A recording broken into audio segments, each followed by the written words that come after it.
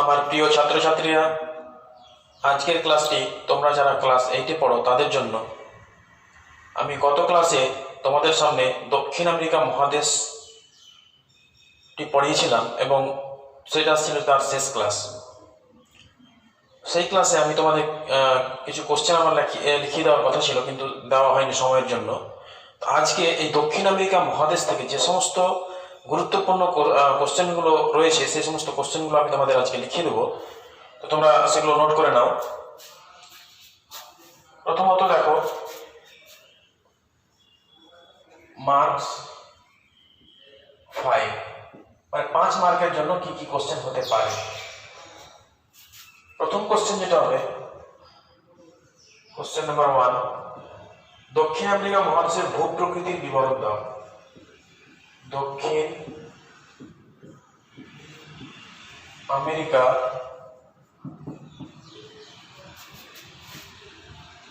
মহাদেশের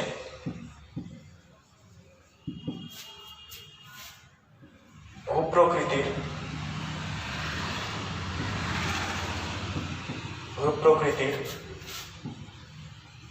বিবরণ দাও। তারপরে দ্বিতীয় নম্বর, দক্ষিণ আমেরিকা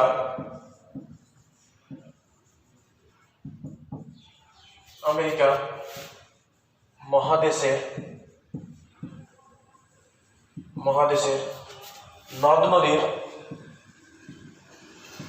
নদীর বিবরণ দাও। তারপর কোশ্চেন নাম্বার 3, দক্ষিণ আমেরিকা মহাদেশের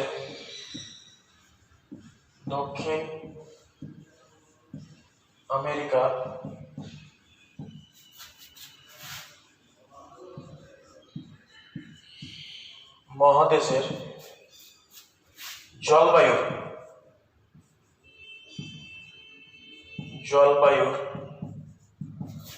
বৈচিত্র্যের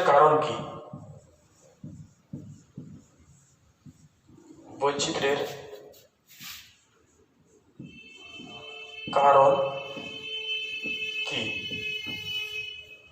তারপরে দেখো, কোশ্চেন নাম্বার 4, দক্ষিণ আমেরিকার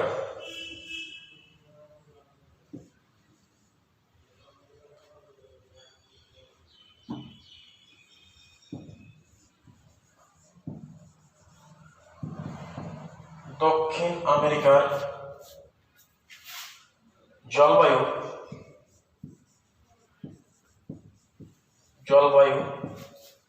ও স্বাভাবিক উদ্ভিদের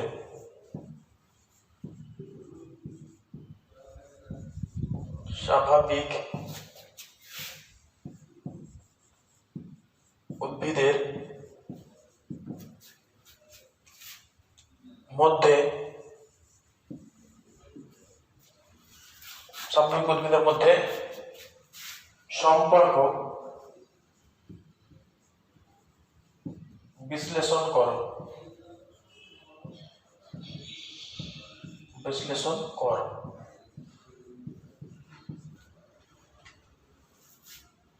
তারপরে রয়েছে 5 নম্বর, পম্পাস অঞ্চলের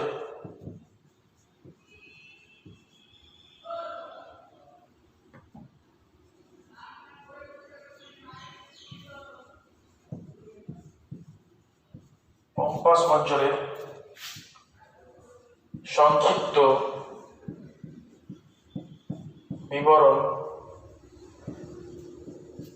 দাও। তাহলে দেখো, এই 5টা কোশ্চেন এখান থেকে হতে পারে। তাহলে কি প্রথমটা বললাম যে দক্ষিণ আমেরিকা মহাদেশের ভূপ্রকৃতির বিবরণ দাও। তারপর দক্ষিণ আমেরিকা মহাদেশের নদ নদীর বিবরণ দাও। তারপর দক্ষিণ আমেরিকা মহাদেশের জলবায়ুর বৈচিত্র্যের কারণগুলি কি। তারপর রয়েছে দক্ষিণ আমেরিকার জলবায়ু ও স্বাভাবিক উদ্ভিদের মধ্যে সম্পর্ক বিশ্লেষণ করো। তারপরে পম্পাস অঞ্চলের সংক্ষিপ্ত বিবরণ দাও, অর্থাৎ পম্পাস অঞ্চলের ভূপ্রকৃতি, নদ নদী, জলবায়ু, স্বাভাবিক উদ্ভিদ এবং কৃষিকাজ ও শিল্প সম্পর্কে সংক্ষিপ্ত আলোচনা করতে হবে। এবার কোশ্চেন, এবার দেখো, তাহলে এখন আমি মুছে দিচ্ছি। এরপরে যেটা হবে যে মার্কস 2-3 জন্য, 2 অথবা 3 নম্বরের জন্য, 2 অথবা 3 হতে পারে।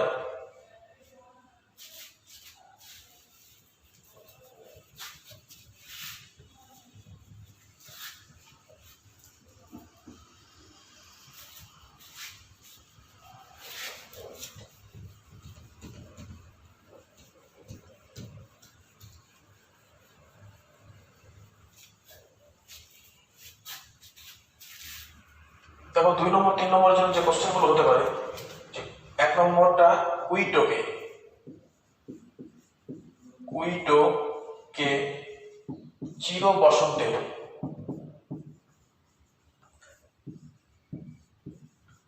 বসন্তের দেশ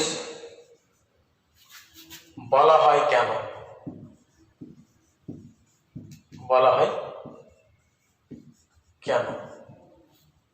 তারপর 2 নম্বর, আমাজন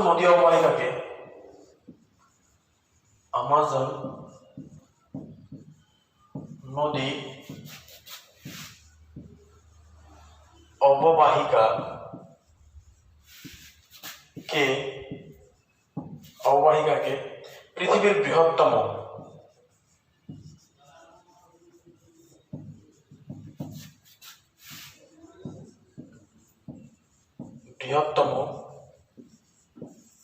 নদী অববাহিকা বলা হয় কেন? তারপরে দেখো কোশ্চেন নাম্বার 3, আমাজন নদীর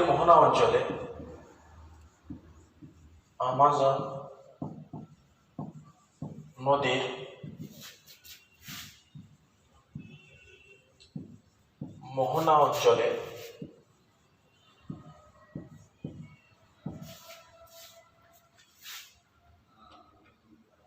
সমুদ্র জলের লবণতা কম কেন?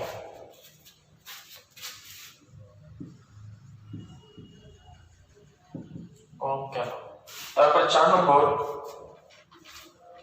আমাজন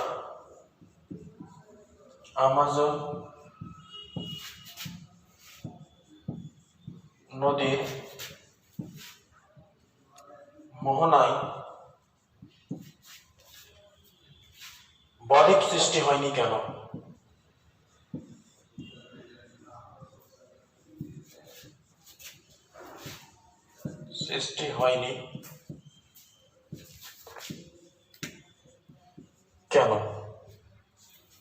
তারপর দেখো 5 নম্বর, সেলভা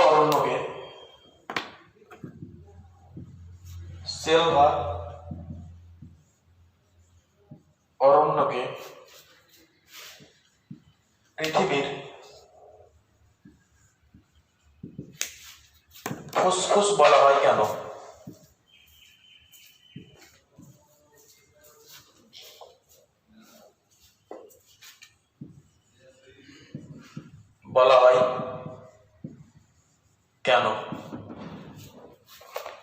তারপর 6 নম্বর দেখো, পম্পাস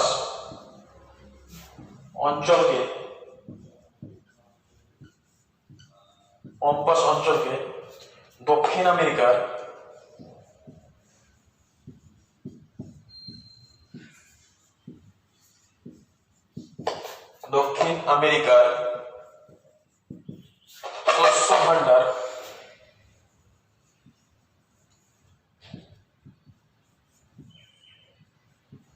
শস্য ভাণ্ডার বলা হয় কেন?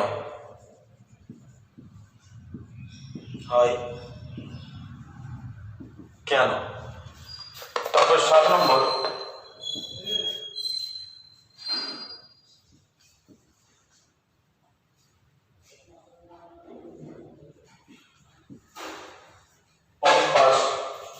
অঞ্চল কৃষিকাজে উন্নত কেন?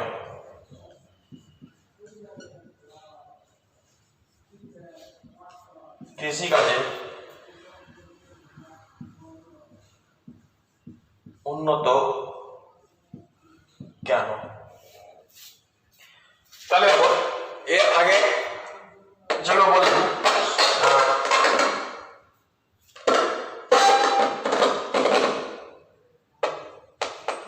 তাহলে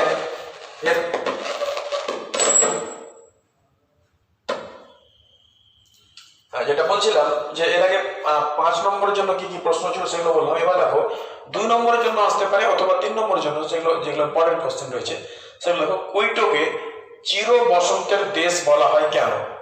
তারপরে হচ্ছে আমাজন, এই আমাজন নদী অববাহিকাকে পৃথিবীর বৃহত্তম নদী অববাহিকা বলা হয় কেন? তারপরে আমাজন নদীর মোহনা অঞ্চলে সমুদ্র জলের লবণতা কম কেন? তারপরে রয়েছে আমাজন নদীর মোহনায় বদ্বীপ সৃষ্টি হয়নি কেন? তারপরে দেখো সেলভা অরণ্যকে পৃথিবীর ফুসফুস বলা হয় কেন? তারপরে দেখো পম্পাস অঞ্চলকে দক্ষিণ আমেরিকার শস্য ভাণ্ডার বলা হয় কেন? তারপর রয়েছে কি পম্পাস অঞ্চল কৃষিকাজে উন্নত কেন? এই সমস্ত কোশ্চেনগুলো আমি ক্লাসে আলোচনা করে দিয়েছিলাম। যদি তোমাদের কোনো সমস্যা থেকে থাকে তাহলে তোমরা আমাকে জানাবে, আমি তোমাদের আবার সেগুলোকে সমাধান করে দেওয়ার চেষ্টা করব। এর পরবর্তীতে হ্যাঁ, আর তোমাদের টেক্সট বইটা তোমরা ভালো করে পড়বে, কারণ টেক্সট বই থেকে সব যত ধরনের তোমার শর্ট কোশ্চেন রয়েছে, 1 নম্বরের কোশ্চেন, এমসিকিউ, এগুলো টেস্ট যদি ভালো করে না তোমরা পড়ো তাহলে পারবে না। তো টেস্টটা খুঁটিয়ে ভালো করে পড়তে হবে সেখান থেকে। এবং টেক্সট বুকে, এই যে টেক্সট বুক রয়েছে সেই টেক্সট বুকে যে কোশ্চেনগুলো রয়েছে সেই কোশ্চেনগুলো কিন্তু তোমরা ভালো করে পড়বে। যেমন ধরো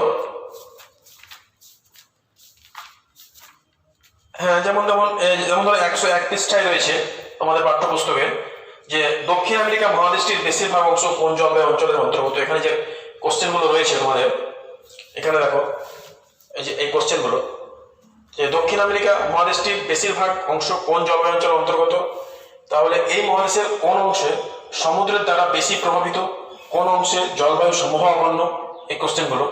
তারপরে কি এই যে ভূমির উচ্চতা জলবায়ুতে কি প্রভাব সৃষ্টি ফেলেছে, তারপর সমুদ্র স্রোত কিভাবে দক্ষিণ আমেরিকার মধ্যে জলবায়ুকে প্রভাবিত করে। তারপর রয়েছে মহাদেশের ক্রান্তীয় অঞ্চলে পশ্চিম প্রান্তে মরুভূমির সৃষ্টি হয়েছে কেন? পশ্চিম প্রান্তে অর্থাৎ কোন মরুভূমির কথা বলা হয়েছে? আটাকামা মরুভূমির কথা বলা হয়েছে। আটাকামা মরুভূমির সৃষ্টির কারণ কি? এই কোশ্চেনগুলো খুব ইম্পর্টেন্ট আছে, এগুলো তোমরা পড়বে। আর কোনো সমস্যা থাকলে অবশ্যই বলবে।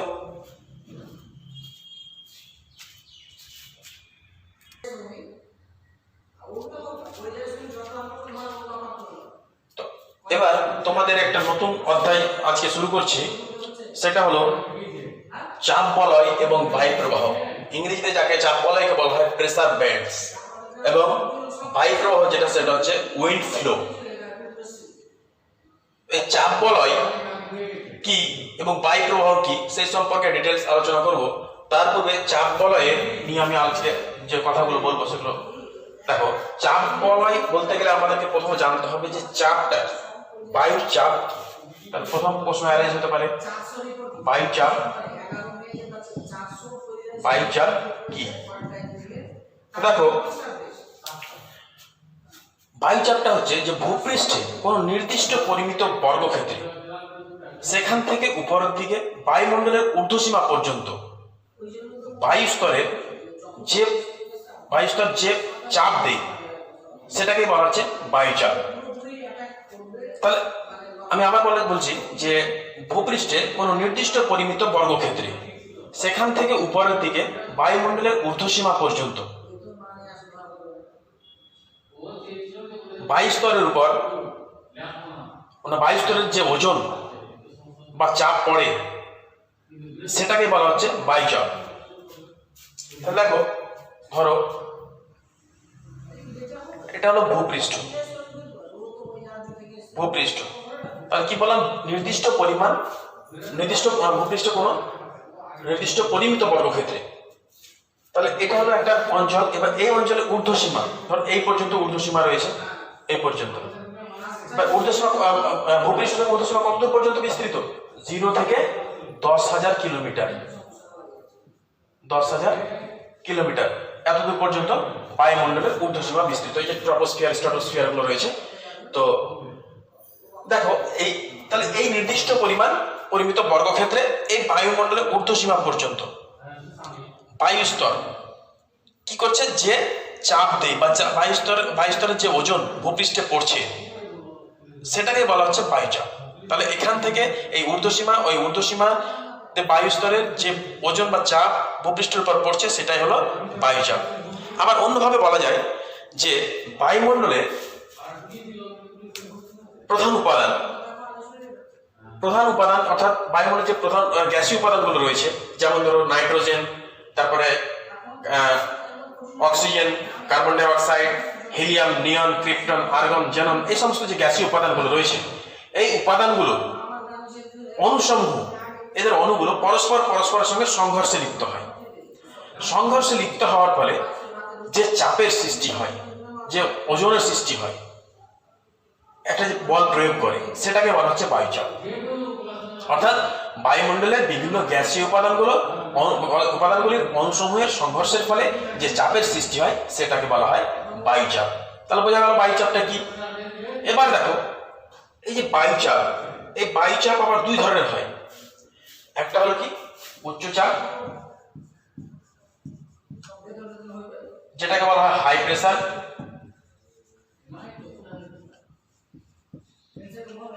প্রেসার, একটা হলো নিম্নচাপ, এটা হচ্ছে লো প্রেসার। তাহলে বোঝা গেল। তো উচ্চচাপটা কি? এবার বায়ুর চাপ যদি 760 মিলিমিটার বা 1013.25 মিলিবার বা তার অধিক হয় তাহলে সেটা হবে উচ্চচাপ। তাহলে 760 মিলিমিটার বা এর বেশি, তাহলে সেটা হয়ে গেল উচ্চচাপ। এবার 760 মিলিবারের না 760 মিলিমিটার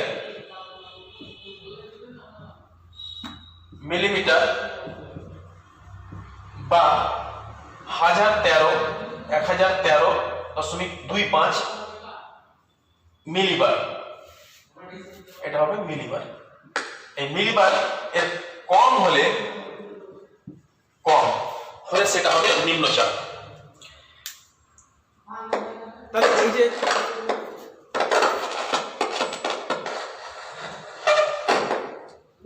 হ্যালো,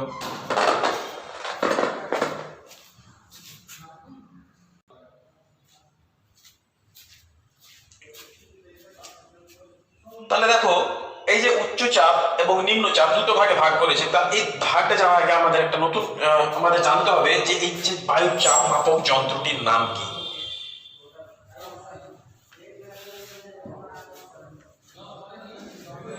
দেখো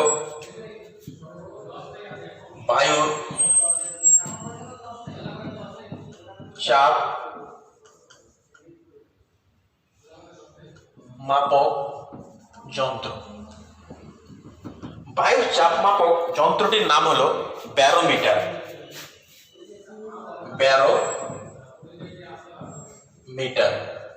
এই ব্যারোমিটার এবং এর একক, যে এককের দ্বারা বায়ুর চাপ মাপা হয় সেটাকে বলা হয় মিলিবার একক। সাধারণত এখন সর্বত্রই মিলিবার এককে বায়ুর চাপ মাপা হয়। এবার এই ব্যারোমিটার আবিষ্কার করেছিলেন কে?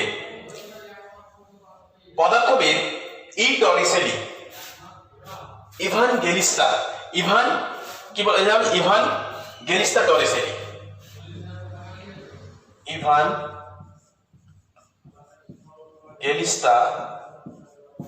টরিসেলি।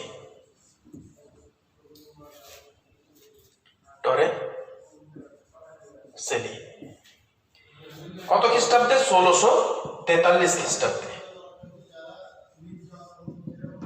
তাহলে তাহলে দেখো এই যে এটা পদার্থবিজ্ঞানী ইভানগেলিস্তা ডরেসেলি 1643 খ্রিস্টাব্দে সর্বপ্রথম বায়ুর চাপমাপক যন্ত্র কি ব্যারোমিটার আবিষ্কার করেছিলেন।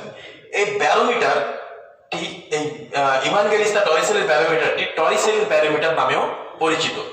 তো তিনি কিভাবে এই যে বায়ু কি করলেন, বায়ুর চাপ মাপার চাপ মেপেছিলেন সেটা দেখাচ্ছি।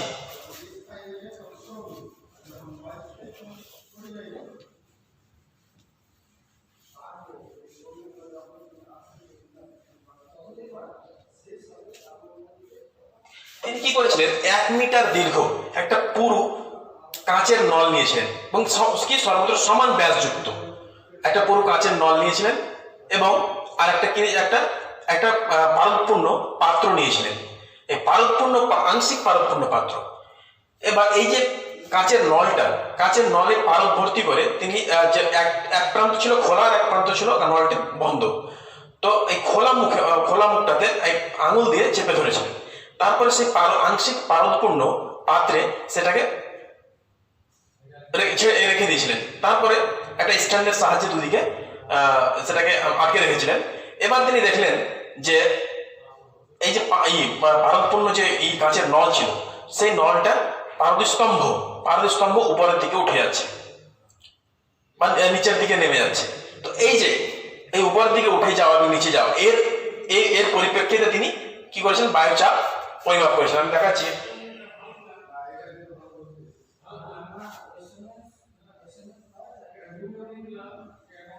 কারণ এটা পারদপূর্ণ পাত্র, আংশিক পারদপূর্ণ রয়েছে কিন্তু সম্পূর্ণ নয়, এই পর্যন্ত আরো পারদপূর্ণ রয়েছে। এবার এখানে কত 1 মিটার দীর্ঘ, এখান থেকে একটা 1 মিটার দীর্ঘ একটা কাঁচের নল কি করেছেন, পারদ ভর্তি করে। এবার এই যে মুখটা যে খোলা মুখটা, তাহলে এই যে এটা ধরো কাঁচের নল, এই মুখটা বন্ধ, এখানে পারদ পূর্ণ করলেন। তারপরে এটা বুড়ো আঙুল দিয়ে এভাবে চেপে ধরেছিলেন। তারপরে এটাকে এই পারদপূর্ণ কাঁচের নলটাকে এই আংশিক পারদপূর্ণ পাত্রে রেখে দিয়েছিলেন এইভাবে। দেখো এটা এই মুখটা কিন্তু খোলা রয়েছে। এবার বায়ুর যে চাপ রয়েছে মানে বায়ুর যে ওজন রয়েছে সেই ওজন জনিত কারণে কি হচ্ছে, এই যে পারদ স্তম্ভ কি হচ্ছে, উপরের দিকে উঠে যাচ্ছে অথবা নিচের দিকে নেমে যাচ্ছে। তো তিনি সমুদ্র পৃষ্ঠে এই পরীক্ষা করতে গিয়ে দেখেন যে সমুদ্র পৃষ্ঠে এখানে পারদ স্তম্ভটা 76 সেন্টিমিটার, এই মানে পাত্রের তলা থেকে 76 সেন্টিমিটার পর্যন্ত পারদ স্তম্ভটি উপরে উঠেছিল, এই পর্যন্ত উপরে উঠে গেছে 76 সেন্টিমিটার, তার মানে কি 760 মিলিমিটার। তো এই জন্য হয় সমুদ্র পৃষ্ঠের গড় যেটা চাপ সেটা হচ্ছে 760 মিলিমিটার বা এখন মিলিবার এককে পরিমাপ করা হয়, যেটা হচ্ছে 1013.25 মিলিবার। তাহলে এটাই হচ্ছে সমুদ্র পৃষ্ঠের গড় চাপ। এবার এটা হচ্ছে স্বাভাবিক। এবার এর এই 1013.25 মিলিবার বা 760 মিলিবার যদি বায়ুচাপ হয় বা তার বেশি হয় তাহলে সেটা হবে উচ্চচাপ।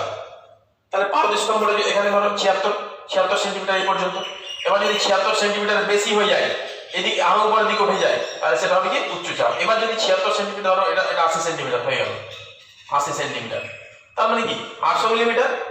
এবার এখান থেকে 76 সেন্টিমিটার যদি পারদ স্তম্ভটা নিচে নেমে যায় এই পর্যন্ত, ধরে নাও এটা কত 70 সেন্টিমিটার, তাহলে কি হবে, সেখানে এটা হয়ে গেল উচ্চচাপ আর এটা হয়ে গেল নিম্নচাপ। এইভাবে দুটো ভাগে ভাগ করা হয়েছে। এবার দেখো এই যে বায়ুর চাপ সর্বত্র কিন্তু সমান হয় না। এই যে বায়ুচাপের তারতম্যের কারণগুলো কি কি? প্রথমত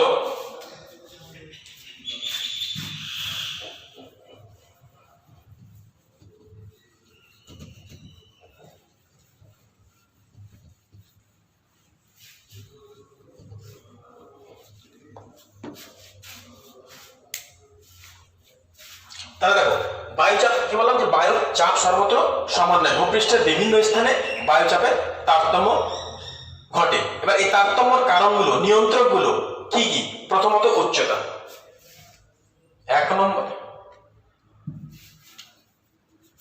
বায়ুচাপের চাপের তারতম্যের কারণ কি?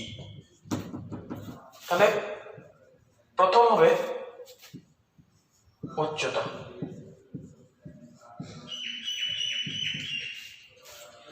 দেখো, সমুদ্র সমতল থেকে যত উপরের দিকে ওঠা যায় বায়ুর ঘনত্ব তত কি হয়? কম হয়। তার মানে কি, যত ভূপৃষ্ঠের কাছাকাছি থাকবে তত কি হবে? বায়ুর ঘনত্ব বেশি হবে। ঘনত্ব বেশি হবে তার মানে কি, বায়ুর যে বিভিন্ন গ্যাসীয় উপাদান, এই যে ধূলিকণা, তারপরে এইগুলো পরস্পরের কাছাকাছি অবস্থায় থাকবে। কাছাকাছি অবস্থায় থাকলে কি হবে? সেটা তার ঘনত্বটা বেশি হবে, তার মানে ওজন বৃদ্ধি পাবে, ওজন বাড়বে। এবার যত উপরের দিকে যাচ্ছে তত কি হচ্ছে? এই যে বিভিন্ন গ্যাসীয় উপাদানগুলো দূরে সরে যাচ্ছে, প্রসারিত হচ্ছে। তার মানে কি, বায়ুর ঘনত্ব কমে যাচ্ছে। তো বায়ুর ঘনত্ব যত কমবে তত কি হবে? বায়ুর চাপ কম হবে। অর্থাৎ উচ্চতা বৃদ্ধির সঙ্গে সঙ্গে বায়ুচাপ হ্রাস পায়। অর্থাৎ উচ্চতার সঙ্গে বায়ু চাপের ব্যস্তানুপাতিক সম্পর্ক রয়েছে, বিপরীতধর্মী সম্পর্ক রয়েছে। তার মানে সমুদ্রতল থেকে অর্থাৎ ভূপৃষ্ঠ থেকে যত উপরের দিকে ওঠা যাবে তত বায়ুর চাপ কি হবে? বায়ুর চাপ তত কম হবে। তার কারণ বায়ুর ঘনত্ব কমে যাচ্ছে। বায়ুর ঘনত্ব কমলে সেটা প্রসারিত হবে, প্রসারিত হলে হালকা হয়ে উপরের দিকে উঠে যাবে, যার ফলে বায়ুর যে চাপ, বায়ুর যে বল প্রয়োগ ক্ষমতা, সেটা কি হবে? কমে যাবে। আর তাহলে ভূপৃষ্ঠ থেকে যে বায়ুমণ্ডলের ঊর্ধ্বসীমা, যেটা আমরা বললাম যে 0 থেকে 10,000 কিলোমিটার পর্যন্ত বিস্তৃত, তো এই 10,000 কিলোমিটার মধ্যে ভূপৃষ্ঠ থেকে 32 কিলোমিটার মধ্যে বায়ুর 90% ভর প্রয়োগ করে থাকে, অর্থাৎ চাপ দেয়। তাহলে বায়ুর যে ওজন, তাহলে এটা ধরো এখান থেকে ধরো এটা 0, এবার এটা হলো 10,000 কিলোমিটার। তাহলে কি বললাম? এখান থেকে 32 কিলোমিটারের মধ্যে কিন্তু কি হবে? বায়ুর 99% ওজন এর মধ্যে থাকবে। এর উপরে যত থাকবে কি হবে? এই মাত্র 1%, এখান থেকে এই পর্যন্ত ওর বায়ুর ওজন থাকে মাত্র 1%। 99% ওজন এই 0 থেকে 32 কিলোমিটার অর্থাৎ 32 কিলোমিটার নিচে অবস্থান করে বায়ুর যে ভর। তাহলে বায়ুর ভর কি করছে? সমুদ্রপৃষ্ঠ থেকে 32 কিলোমিটারের মধ্যে বায়ু 99% ওজন এর মধ্যে অবস্থান করছে। বাকি 1% রয়েছে এই 32 কিলোমিটার থেকে 10,000 কিলোমিটারের মধ্যে। এবার বলা হয়েছে যে এই যে উচ্চতা কিভাবে বায়ুচাপকে নিয়ন্ত্রণ করছে। কি বললাম? যত উচ্চতা বৃদ্ধি পাবে তত কি হবে? বায়ুর চাপ তত কমতে থাকবে। তাহলে বুঝতে পারছো, উচ্চতা বৃদ্ধির সঙ্গে সঙ্গে বায়ুর চাপ কমতে থাকবে। প্রতি 300 মিটার উচ্চতা বৃদ্ধিতে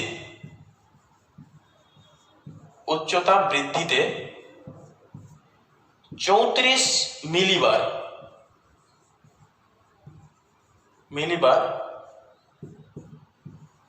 বায়ুর চাপ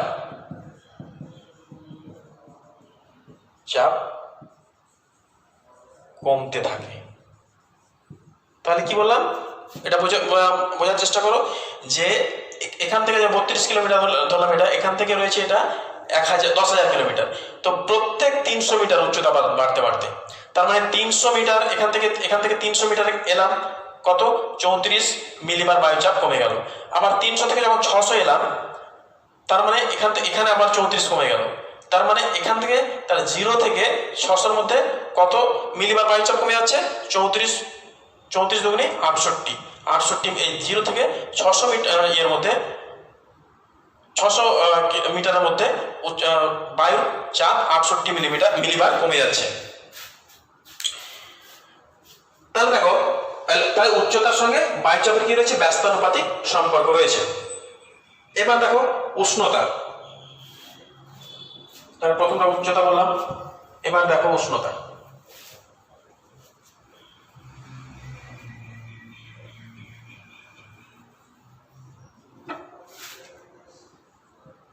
দুই নম্বর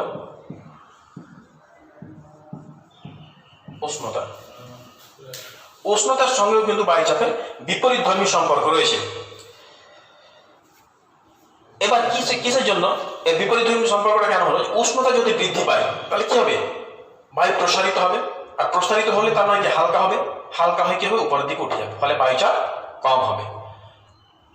আমি আবার বলছি যে উষ্ণতা যখন বেড়ে যাবে, উষ্ণতা বৃদ্ধি পেলে এই যে বিভিন্ন গ্যাসীয় উপাদানের কণাগুলো প্রসারিত হবে। প্রসারিত হলে সেটা কি হয়, হালকা হয়ে যাচ্ছে। আর হালকা হয়ে গেলে হালকা বায়ু সর্বদা কি হয়, উপরের দিকে উঠে যায়, এবং ভারী বায়ু কি হয়, নিচের দিকে নেমে যায়। তো হালকা বায়ু উপরের দিকে উঠে যায়, তার মানে কি বায়ুর চাপ কমে যাচ্ছে। আবার উষ্ণতা কমে গেলে সেটা কি হয়, শীতল হয়, শীতল হয় এবং কি হয়, বায়ু সংকুচিত হয়। যখন উষ্ণতা কমে যাবে, বিভিন্ন বায়ুগুলো, গ্যাসীয় উপাদানগুলো কি করছে, পরস্পরের কাছাকাছি চলে আসবে, সংকুচিত হবে। সংকুচিত হলে কি হবে, ওজন বৃদ্ধি পাবে। ওজন বৃদ্ধি পাবে, তখন সেই শীতল ভারী বায়ু নিচের দিকে নেমে যাবে। অর্থাৎ উষ্ণতা হ্রাস পেলে শীতল হয়, এবং শীতল হলে শীতল বায়ু সংকুচিত হয়, সংকুচিত হলে তার ঘনত্ব বৃদ্ধি পায়। ঘনত্ব বৃদ্ধি পেলে বায়ুর চাপ কি হয়, বায়ুর চাপ বেড়ে যায়। অর্থাৎ উষ্ণতার সঙ্গেও এর ব্যস্তানুপাতিক সম্পর্ক রয়েছে। যত উষ্ণতা বৃদ্ধি পাবে তত কি হবে, বায়ুর চাপ কম হবে। উষ্ণতা হ্রাস পেলে বায়ুর চাপ বেশি হবে। তারপরে 3 নম্বর রয়েছে যেটা, সেটা হলো জলীয় বাষ্প।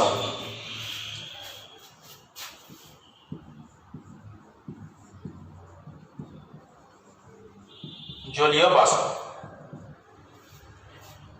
দেখো জলীয় বাষ্প পূর্ণ বায়ু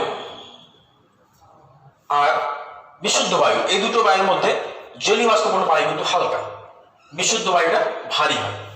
ঠিক একই রকম ভাবে জলীয় বাষ্পপূর্ণ আর্দ্র বায়ু এবং শুষ্ক বায়ু, জলীয় বাষ্পপূর্ণ আর্দ্র বায়ু শুষ্ক বায়ু অপেক্ষা হালকা।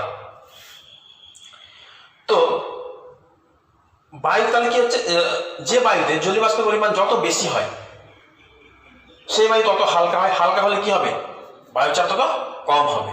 অর্থাৎ জলীয় বাষ্পপূর্ণ আর্দ্র বায়ু আর্দ্র বায়ুর চাপ শুষ্ক বায়ু অপেক্ষা কম হয়। তার কারণ কি, জলীয় বাষ্পপূর্ণ বায়ু হালকা হয়। তাহলে যে বায়ুতে জলীয় বাষ্পের পরিমাণ যত বেশি হবে সেই বায়ুর চাপ তত কি হবে, কম হবে। জলীয় বাষ্পের পরিমাণ যত কম হবে তত বায়ুর চাপ বৃদ্ধি পাবে। তারপরে রয়েছে কি, পৃথিবীর আবর্তন বেগ। পৃথিবীর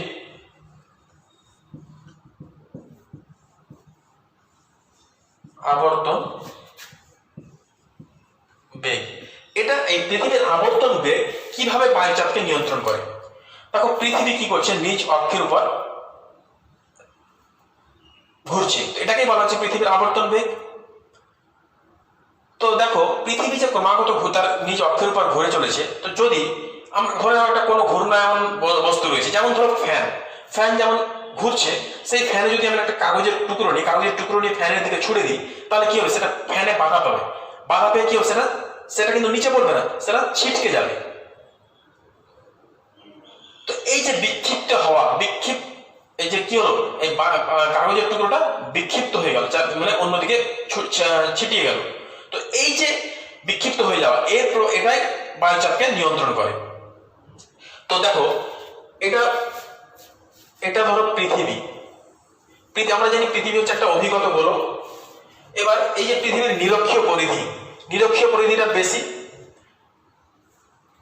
তাহলে পৃথিবী কি করছে, পৃথিবী তার নিজ অক্ষের উপর কি করছে, প্রদক্ষিণ করছে। এটাকে কি বলা হচ্ছে, কত সময় নিচ্ছে, 23 ঘন্টা 56 মিনিট 4 সেকেন্ড, অর্থাৎ 24 ঘন্টা। তো 24 ঘন্টায় একবার নিজ অক্ষের উপর প্রদক্ষিণ করছে। তাহলে দেখো এই যে নিরক্ষীয় পরিধিটা সব থেকে বেশি, আর যত মেরুর দিকে যাচ্ছে তত পরিধি কি হচ্ছে, কম হচ্ছে। দেখো এদিকে, তাহলে এই অঞ্চল পরিধি সব থেকে বেশি, এদিকে পরিধি কম, এদিকেও কম।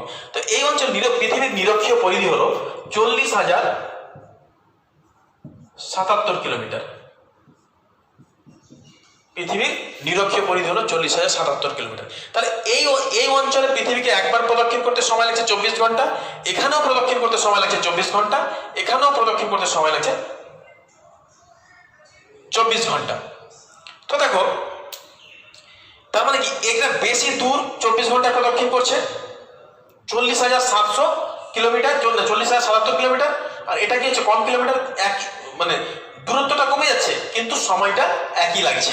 তার মানে কি, এখানে অবশ্যই বেগটা বাড়াতে হবে। ধরে নাও আমি এখান থেকে ধরো কালিয়াচক যাবো, তো কালিয়াচকের দূরত্ব হলো এখান থেকে ধরো 6 কিলোমিটার।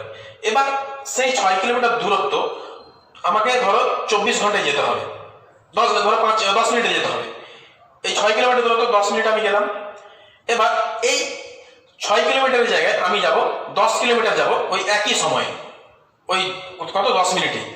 তাহলে 6 কিলোমিটার হচ্ছে আমি 10 মিনিটে, আবার 10 কিলোমিটার আমাকে যেতে হচ্ছে 10 মিনিটে। তার মানে 10 কিলোমিটার যে জায়গাটা আমি যাব সেই জায়গাটা আমাকে বেশি জোরে যেতে হবে, নাহলে আমি সেই সময়ের মধ্যে পৌঁছাতে পারবো না। তো তার জন্য যে এই অঞ্চলের দূরত্বটা বেশি হওয়ার জন্য এখানে আবর্তন বেগটাও বেশি হয় নিরক্ষীয় অঞ্চলে।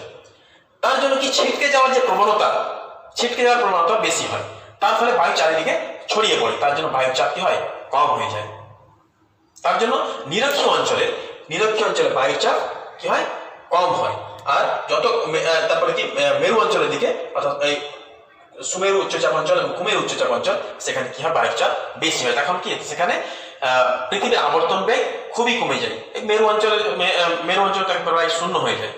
তো দেখো এই আবর্তন বেগজনিত কারণে, তার মানে কি এখানে পৃথিবী কি করছে, এখানে বেশি জোরে আবর্তন করছে, আবর্তন বেগটা বেশি। তার জন্য কি হচ্ছে, বায়ু প্রবাহ জোরে, বায়ুটা সেখানে বাধাপ্রাপ্ত হয়ে চারিদিকে ছড়িয়ে পড়ছে বেশি জোরে। তার জন্য কি হবে, সেখানে বায়ুর চাপ কম হবে। তো পৃথিবীর আবর্তন বেগ কিন্তু এই বায়ুর চাপকে নিয়ন্ত্রণ করতে গুরুত্বপূর্ণ ভূমিকা পালন করে থাকে। তারপরে দেখো 5 নম্বর, জলভাগ ও স্থলভাগের বন্টন। জলভাগ ও স্থলভাগের বন্টন।